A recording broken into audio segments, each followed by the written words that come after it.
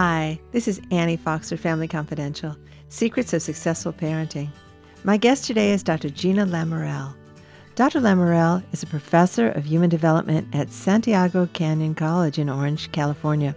She's also the host of BAM Radio's Understanding Tweens and Teens show. Hi, Gina. Welcome to Family Confidential. Hi, Annie. Glad to be here. Oh, thank you for being here. I was very intrigued to hear about your topic about positive failure. And I want to get right into it because we're about to start a new school year. And a lot of kids over the summer maybe have had a break, hopefully. But there were some failures that are weighing heavy on their hearts and minds as they return to the school and the classroom, the social stuff, the academic stuff, the athletic failures. So I want to get right down to it and ask you for your definition of the word failure. Well, actually, I kind of like the word mistakes, so kind of a play on the word of mistakes. Oh, mistake. A mistake. It's what happens before the learning takes. I think a lot of times we think that we're supposed to get it right the first time, and that's not the way life is. We have lots of opportunities to experiment with things, and we find out lots of stuff. Most of us don't get it right the first time, and I think when we lump it all into one final failure, we're telling children that you only have one chance to get it right, and if it isn't right the first time, then you have failed. No, you've tried lots of things, you've experimented, you've learned lots of stuff, and at the end of that learning is an opportunity to make meaning of it, to find out what you've learned, and to find out where it fits into whatever problem you've had or what you want to solve. But to me, failure is just too small and too limiting for children and for adults also. Yeah, I think it's really interesting because when children are very little, they're learning through experimentation how to walk, how to feed themselves. I have a new grandson who's just learning where his hand is. He's 2 months old, and no one's saying, "Oh, you got to get it right the first time." So I'm wondering, when we seem to be so patient with little children as they are learning so much, when do we as parents kind of lose that patience and start giving them the message that they got to get it right the first time? Where's that come from?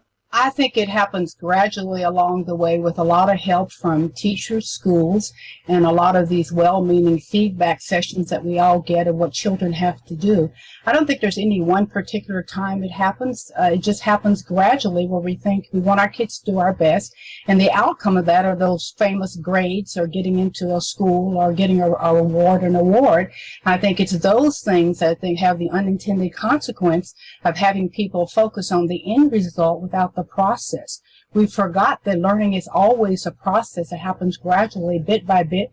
You're right. When your grandson first found his hand, he probably hit his forehead. Nobody said to him, "Oh, don't hit your forehead. Just make sure that you get your hand." Nobody said that. The first time a baby tried to stand and fell, nobody said, "Don't ever try standing up again because you're going to fall." But we do that when we give, I think, unintended messages of, "Oh, gee, you got an A," or "Isn't that great, someone got 1," or whatever. I think we're sending the message maybe that that's the outcome, not the process of learning. We don't focus on the process. We also don't make learning visible. We don't make failure visible. Parents hide their failures from children, and they're not showing that it's important, because if it was, parents would be showing it to children. Things that are important, we show to people. We showcase our awards and rewards, but we don't make it visible, our failures, and say, "Gee, I tried this, it didn't work out, but let me see what I learned, let me see what else I can do." I think we have to, as parents, get in the habit of making our failures visible and learningful, so that children grow up with the idea that, hey, I'll just try again, giving me a little bit of grit. And it's that the biggest predictor of success, not whether or not you win or lose and have a great IQ, is whether you can stick with it, whether you can rise above failure and realize that failure is just another opportunity to try another solution to get it right next time. No, I love what you're saying. So much important stuff just came out of that answer. The idea of process. Of course, we learn in the process. The award that is sitting on the shelf, if you've got one, is the culmination of so much process and so much emotion and dealing with obstacles, both internal and external, problem solving, the idea of asking for help and getting input from other people. There are so many life skills that are represented in that award. It's not just crossing the finish line and the award ceremony. I love what you say also about parents being more open and willing to share their own failures with their kids, because you're right, it's all about role modeling. And if you see your parent as a huge success in whatever field, and you know nothing about what it took for him or her to get there, how can you possibly chart a path for yourself that will also include ups and downs and way downs, and getting up a little bit and falling? And so I'm just wondering, Gina, is this a Western society thing? Is this just an American thing? Do other cultures that you're aware of do a better job actually integrating the process into learning? I am not sure. I think it's a human thing. I think it's natural for parents to want the best for their children. Sure. And I think it's a cultural thing. I don't know much about some of the Eastern cultures. I think maybe in a lot of ways they're maybe more focused on the outcome and success than what I've heard. So I Yeah. think it's more a result of our socialization practices of parents and how much we aspire to have our young people be successful and to go on and to reach greater successes than we have. So I don't think it's just limited to our culture. I think it's across the board, and at least the few cultures I know about, I see some of the similar problems, and maybe even some more difficult than ours. More Yeah. consequences for children who don't mess up, or don't measure up. I can remember just here one young man in my own community who happened to be, his parents were from Japan, and he made a mistake. He was just joking around at school and took someone's backpack. As no kids, no joke. But anyway, he got suspended for it. He was a straight A student, never made mistakes before. But it was such a terrible thing in his family to have done that, and culturally, because he was on the A track to go on to medical school, that this child went home and tried to hang himself because Oh he my thought he goodness. failed his parents. That's serious. And it just broke my heart so much, because the rest of us here, we didn't think it was so serious. It was just a prank. The school kind of overreacted too, but schools do that.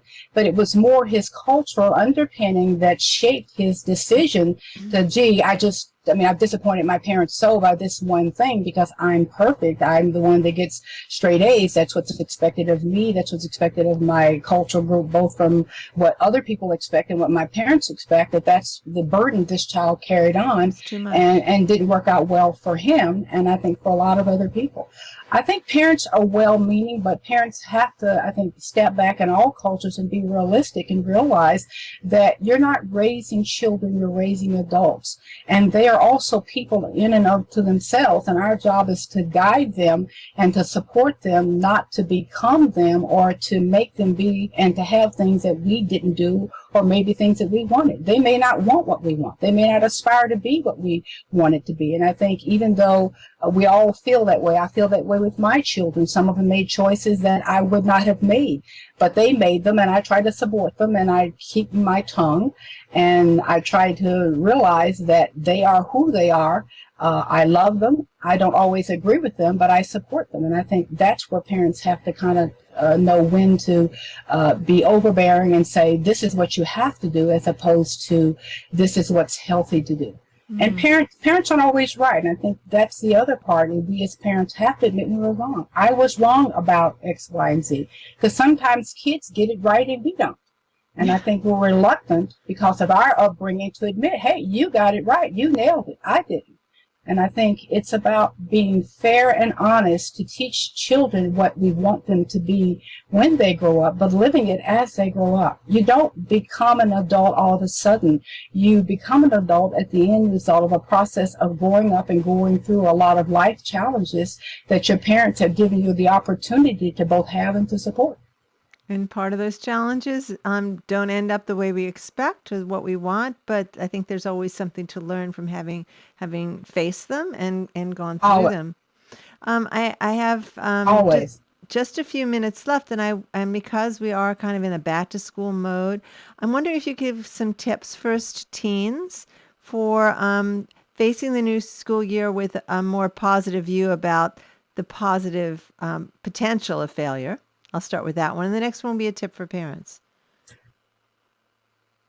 Oh, I think the best thing, this is the best time of a teen's life. There's so many opportunities out there. The wonderful news is if parents knew the growth of the frontal lobe is really happening and they need opportunities to do that. So this is the absolute time to give them opportunities for exploration. You know, yes, you want to monitor it, but allow them to make choices and step back. Ask them questions about what they would like to do. Ask them questions about how things turn out. Don't automatically assume that something didn't go right, what they did or didn't do. Ask them how they see either the class working or not working. I say give them more opportunities to express what they want to be, how they want to go about attacking their classes, but be forever vigilant. You can't just assume that you're going to give them the keys to the candy store. I think you have to give them some keys, but you always have to be watching, because also, you know, if you don't watch what children are doing, a lot of times they will take advantage. And part of growing too is learning that there are boundaries and there are rules and there are consequences. How And about how about for students who maybe had a rough time last year, socially or in a particular subject, and are just feeling a little bit insecure and uncertain about their ability to take past failures and move forward as they start a new school year? Do you have any tips for them to kind of help them? well, that's a tough one, because everybody wants kids to feel good about what they have done and to move on. I think it's hard when they haven't had a successful outcome, but I wouldn't focus on that. I would say that is the past. You can always start anew. It is a new year, a new beginning. And I would look at their schedule. Hopefully there is one class that they do like and have done well in, and I would point out those things where they have worked. I would encourage them to find buddies. I would also talk with their teachers and their counselors. A lot of times if they're in high school, you might have to do that not openly, because that's a time when kids really do want their independence. They don't like to think that their parents are checking up on them, but parents also have to know what's going on. So I would try to find out just exactly what their schedule is like and offer, advice where I could. Give them, if you know, resources in their neighborhood, like going to the library, additional help. Just the different resources, but be supportive. And I would be honest. I think the greatest thing I did for one of my daughters was letting her know that I got a D in college chemistry. She thought it was all over because she got a C in high school chemistry. And I said, do you want to know the truth? I got a D in college chemistry. And I almost flunked out of college my freshman year, and also at the beginning of my junior year. I did not end up being a very good student until I was in grad school. And that was in part probably because of maturity, and because in grad school I selected my major and the courses I had to take, things that I was good at, and I knew there wasn't an option. You don't stay in grad school getting, C's, D's, and whatever. You get A's and B's or you're not in grad school.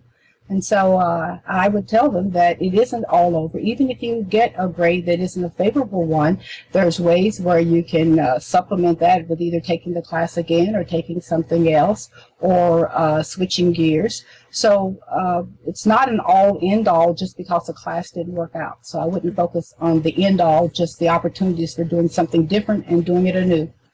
I think it's great that you shared that with your daughter, and I can see that probably made it more okay for her to have her C and to tell you about it. If you got a D, and look where you are now. So the Hey. idea of a bump in the road that doesn't totally derail you, because the other part of that story that I would take away if you were my mom is that you persevered, you had the grit. I'm sure you were disappointed with the grade in chemistry, but it didn't keep you from pursuing the goal and for making of your life what you wanted to make it. So No, that's wonderful to share that stuff. No, it didn't, and I hesitated before I shared it because they had this image that I was so bright because I went through grad school with straight A's, so they were sure that I was a straight A student all along, and I finally had to burst their bubble Tell and them say, the no, truth. that's not true. But but it was actually the best thing I could have done because it made my experience real. It also made theirs real and more approachable, where they relaxed a bit and realized that they could try things, and if it didn't work out, it didn't mean they weren't going to get in a good school, they weren't going to graduate from college, that they were going to try, and eventually they would succeed. And Yes. fortunately, they all did. I'm happy to say all of them have, except my youngest, she just graduated from San Diego State, but they all got master's degrees, and it was touch and go for a couple of them. But my last one was in grad school over at Cal State Fullerton. She almost did not make it a couple of times, but she persevered and stuck it out, and she tried, and she went back and studied, and she finally did graduate. And now she's got a great job. It's all behind her, and she's a strong young lady for the better. We're doing it that way. I think when you persevere through a bunch of stuff, that there is more sweetness to the success because you know that you have totally earned it. You've totally earned it, and I think that's the biggest thing that parents forget. You don't develop resilience and grit by having everything work out well. It's by working through a challenge and rising above a great obstacle that you understand just how strong and how smart and valuable and capable you are, that you can rise above life challenges, that you get confidence that you can make it in the world and you can solve problems. It's not by it all working out well and it being totally positive all the time and never having a blip in the road. So I think that that's the good news, is really being supportive of those groups. And certainly the school year at home with parents is a great time to have those blips, because you do have supportive parents who can be the guides on the side and be supportive, because once you get off into college and out there on your own, you're going to have less of somebody right there to do that. But if they give you a great foundation, then I think you'll be well on your way. Because we're going to have those blips all through our lives. It's just a matter of when and how much, but they'll be there. Good. Well, we only have a couple minutes left, Gina. I would love for you to let our listeners and viewers know where they can learn more about your work. Well, you can tune in to the BAM Radio Network under the Parents Channel. I'm there on a regular basis, and also at drlamourelle.com. And if you're in the area, you can enroll in Santiago Canyon College. It's where I teach classes on a regular basis. Wonderful. Thank you so much for spending your time with us today, Gina. I really appreciate these tips. I know they'll be really valuable for parents and for teens who are listening. Thanks so much. Thank you, Annie. I'm Annie Fox for Family Confidential. To learn more about my work with tweens, teens, and parents, visit anniefox.com. And please check out my parenting book, Teaching Kids to Be Good People, Progressive Parenting for the 21st Century. Tune in next week when my guest will be Karen Scherholtz. Karen is a dog trainer with the Marin Humane Society, and she and I will be talking about kids and the family dog. When to get one, when to pass, and whose responsibility is it anyway? Until next time, happy parenting.